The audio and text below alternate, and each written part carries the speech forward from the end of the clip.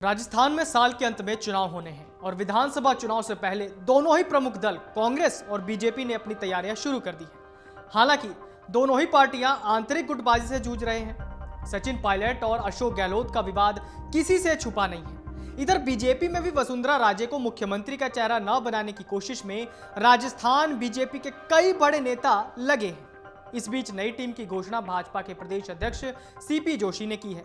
खास बात यह है कि इस टीम में सोशल इंजीनियरिंग का खास ख्याल रखा गया है। ओबीसी जो कि प्रदेश का सबसे बड़ा वोट बैंक है, इसके जरिए चुनाव साधने की कोशिश है। इसके अलावा पायलट को टक्कर देने के हिसाब से गुर्जर नेता भी प्रदेश अध्यक्ष ने अपनी टीम में शामिल किया है। फिलहाल दो बड़े चेहरों को पार्टी में शामिल किया गया है। इसके अलावा SC ST और जनरल कैटेगरी को भी तवज्जो देते हुए नई टीम की घोषणा हुई है।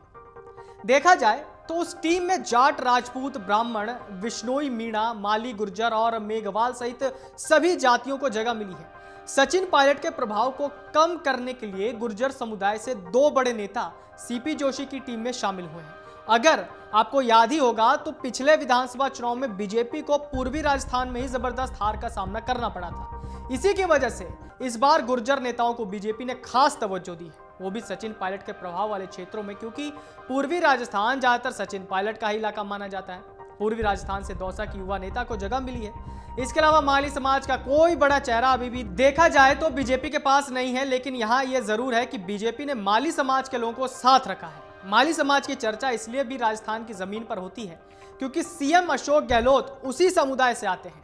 सीपी जोशी की नई टीम में 20 नए चेहरों को शामिल किया गया है और पुरानी टीम के 15 चेहरों को बाहर का रास्ता भी दिखाया गया। यानी गुजरात की तरह ही राजस्थान में भी कड़ा एक्शन पार्टी का दिख रहा है। सूत्रों का कहना है कि जिन लोगों को शामिल नहीं किया गया, जो आने वाले विधानसभा चुनाव लड़ना चाहते हैं, पुराने चेहरों में सांसद दिया कुमारी सहित 9 लोगों को बरकरार रखा गया है। अगर देखा जाए तो सोशल इंजीनियरिंग का ध्यान रखते हुए बीजेपी के प्रदेश अध्यक्ष सीपी जोशी ने पायलट का तोड़ भी ढूंढा है। इसके साथ ही ओबीसी चेहरों को जगह दी है और 20 नए लोगों को भी टीम में शामिल कर बड़ा मौका दिया है। राजस्थान में चुनावी बिसात बीत चुकी है। फिलहाल सभी चुनावी मोड में आ चुके हैं, इसलिए बीजेपी के प्रदेश अध्यक्ष ने यह बड़ा कदम उठाया है। इधर वसुंधरा राजे की बात करें तो वो सक्रियता से सामने दिखाई देने लगी है।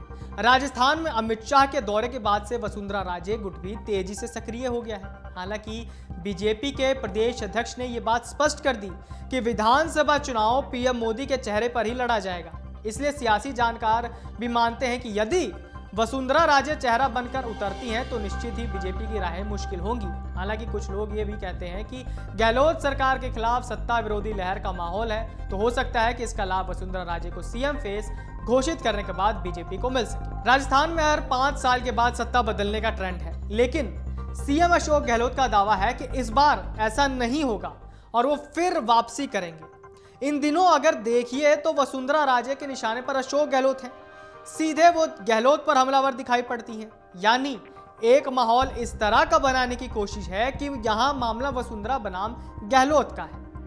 2023 के अंत में विधानसभा चुनाव में पूरी तस्वीर साफ होगी, लेकिन उससे पहले यह तय है कि राजस्थान की सियासत में इस वक्त फेरबदल के साथ खलबली मची हुई है, फिर चाहे वो बीजेपी का खेमा हो या कांग्रेस का। अमर उजाला अब आपके टीवी पर भी। अपने स्मार्ट टीवी पर YouTube पर सर्च करें अमर उजाला, चैनल सब्सक्राइब करें और देखें ताजा खबरें, वो भी HD क्वालिटी में। और हाँ, बेल आइकन दबाना ना भूलें ताकि हर खबर हो आपके घर। अमर उजाला, निष्पक्ष, निर्भीक, निरंतर।